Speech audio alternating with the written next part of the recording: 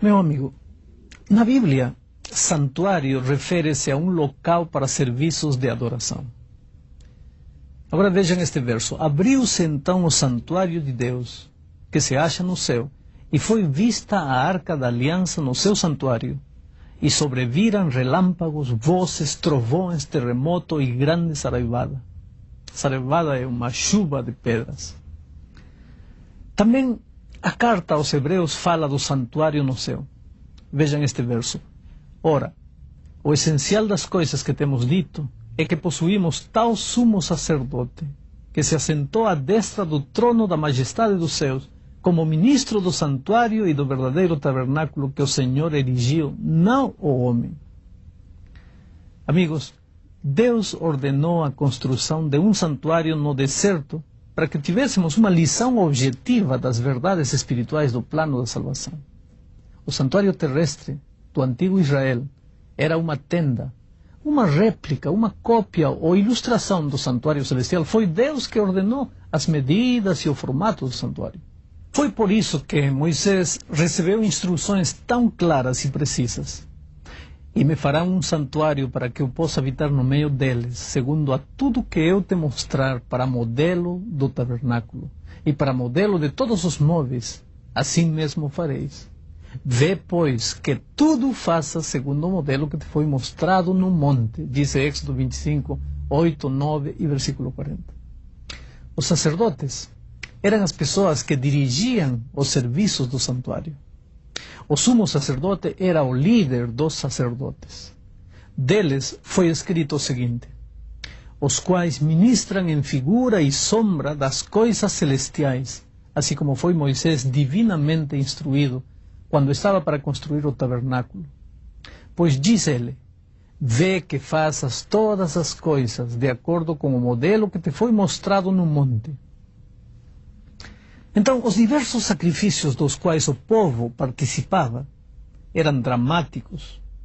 Em realidade, estavam destinados a mostrar a gravidade do pecado, como também o preço do resgate que seria pago por nosso Senhor Jesus. O santuário era composto de várias partes. Primeiro estava o pátio. Aí no pátio estava o altar dos sacrifícios, onde os holocaustos eram oferecidos como símbolo do Redentor. Também havia uma bacia de água. A água na Bíblia representa o Espírito Santo. A palavra é o batismo.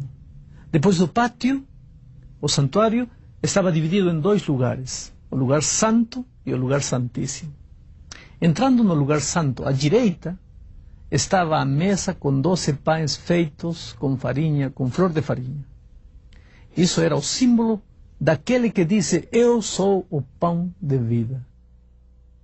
À esquerda estava o candelabro de ouro com 7 lâmpadas continuamente acesas. No Apocalipse, São João descreve o candelabro no céu, as 7 lâmpadas acesas diante do trono de Deus e Jesus no meio dos candeeiros. Ali também estava o altar do incenso, onde o sacerdote queimava o incenso de manhã e à tarde. No Apocalipse, João descreve o altar de ouro diante do trono de Deus no céu.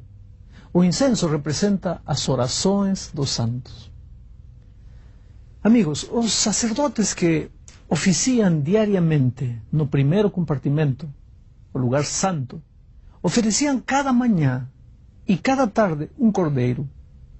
Esse sacrifício contínuo simbolizava Jesus que morreria em favor de todo o seu povo. Seu sacrifício em nosso favor tem valor contínuo.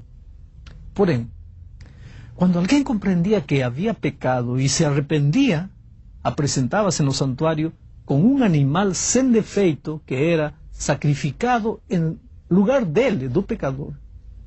Eis o Cordeiro de Deus que tira o pecado do mundo. Essas palavras ditas por João Batista trouxeram o entendimento aos sinceros que conheciam os serviços do santuário. O sangue de todos esses animais inocentes derramado em lugar dos pecadores não tinha valor em si mesmo.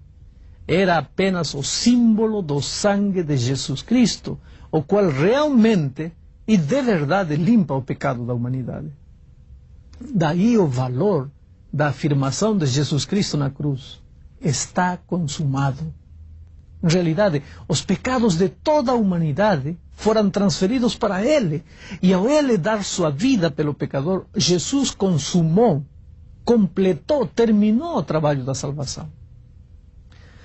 Os sacerdotes do Velho Testamento representavam o sacerdócio que o nosso Senhor Jesus Cristo cumpriria no santuário celestial. E foram muitos os sacerdotes, porque, sendo humanos, são impedidos pela morte de continuar esse ministério. Este Jesus, no entanto, porque continua para sempre, tem o seu sacerdócio imutável, diz Hebreus 7, 23 e 24. Agora, o lugar santíssimo era o mais sagrado. Lá no lugar santíssimo estava a arca com as pedras da lei de Deus. Sobre o propiciatório, a cobertura da arca, era manifestada a presença de Deus. De acordo com a carta aos Hebreus, o único sumo sacerdote que temos no Novo Testamento é Jesus. Ele foi quem entrou no lugar santíssimo do santuário celestial. Jesus é o único mediador entre Deus e os homens. Um mediador intercede entre ambas as partes. Jesus intercede por nós diante de Deus, oferecendo o seu sacrifício e implorando perdão dos pecados confessados a Deus. Esta é a maravilhosa mensagem que o Senhor nos dá. Por isso Jesus Cristo pode salvar totalmente os que por Ele se chegam a Deus, vivendo sempre para interceder por eles, afirma Hebreus 7, 25. É por isso que quando pensarmos no santuário não temos que nos preocupar pensando que são coisas difíceis de entender. Não. Lá no santuário está representado a obra, o ministério, o trabalho maravilhoso de Jesus em favor de nós, para poder salvar-nos. Lá no santuário o personagem central é Cristo. E isso nos conforta, porque a nossa salvação não está depositada em mãos humanas. A confiança de nossa salvação está na rocha dos séculos, no Cordeiro de Deus, que tira o pecado do mundo.